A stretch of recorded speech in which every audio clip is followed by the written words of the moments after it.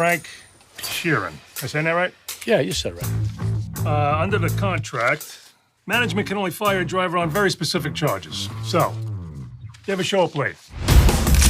No. Do you have any moving violations? No. Do you drink on the job? No. You ever hit anybody? On a job? Yeah. I don't think so. All right, then. We don't have nothing to worry about. Hello everyone, welcome to Everyone's Critic. This is Spencer Fawcett, and today I'm going to be talking about The Irishman.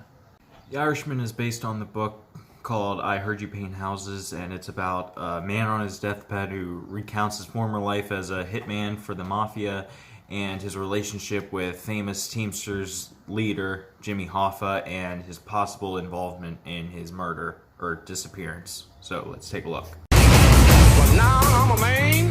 I want you to meet my cousin, Russell Buffalino. How are you? Hi, nice to meet you. It was like the army. You followed orders. You did the right thing. You got rewarded. I'm a man. A friend of ours is having a little trouble. Friend at the top.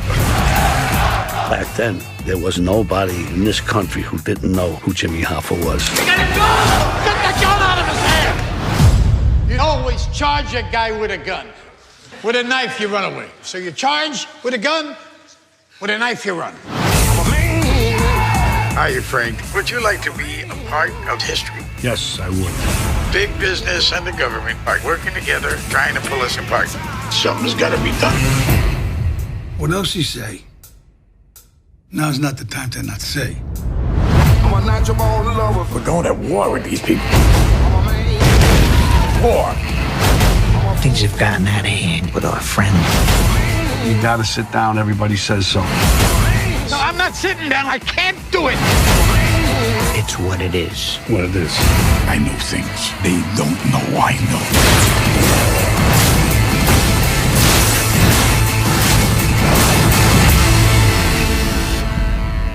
It's gonna happen. Either way, he's going.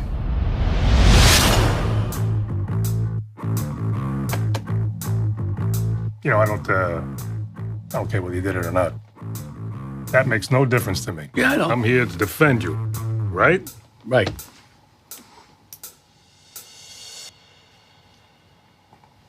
What do you want to know? You want to know if I did it or not? The Irishman is a fantastic movie. I was thrilled when I found out it was happening. My main thing I was thrilled about was the fact that Joe Pesci, who steals the show in this as well, he was acting alongside Martin Scorsese and Robert De Niro again, let alone acting again, because he hasn't been in a movie in almost 10 years. And unfortunately, this might be his last one, but if it is, this is the one to end on. It was such a good movie. Joe Pesci's great in this. Al Pacino, who I'm not always the biggest fan of, was really good in this. And Robert De Niro was really good in this. I would say this is perfect, except for one scene, which is, it belongs in a different movie. It's a terrible scene. It's terribly acted and terribly directed, which is a shame because it involves two of the greatest people in their respective categories, Robert De Niro and Martin Scorsese, and it's terrible. But if that scene was taken out, then I'd say this movie is perfect.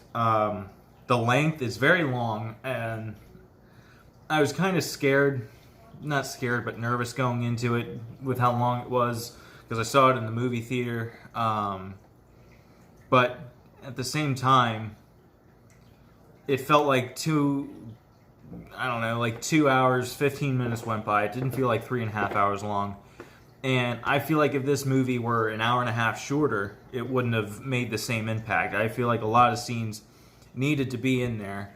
And if I was going to watch a 3.5 hour movie, this is exactly what I'd want it to be. I'd want it to be a Martin Scorsese movie that starred Robert De Niro and Joe Pesci.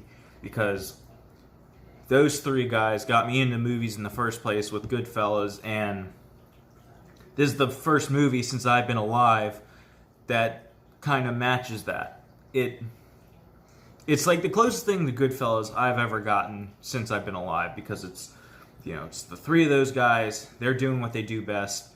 Joe Pesci is actually playing a very different character. Usually he's the angry and volatile mobster, and in this he's seriously, he's still a mobster, but he's very subdued and very quiet and very, I don't want to say gentle because he's a mobster, but it's very different than what he usually plays in Scorsese movies.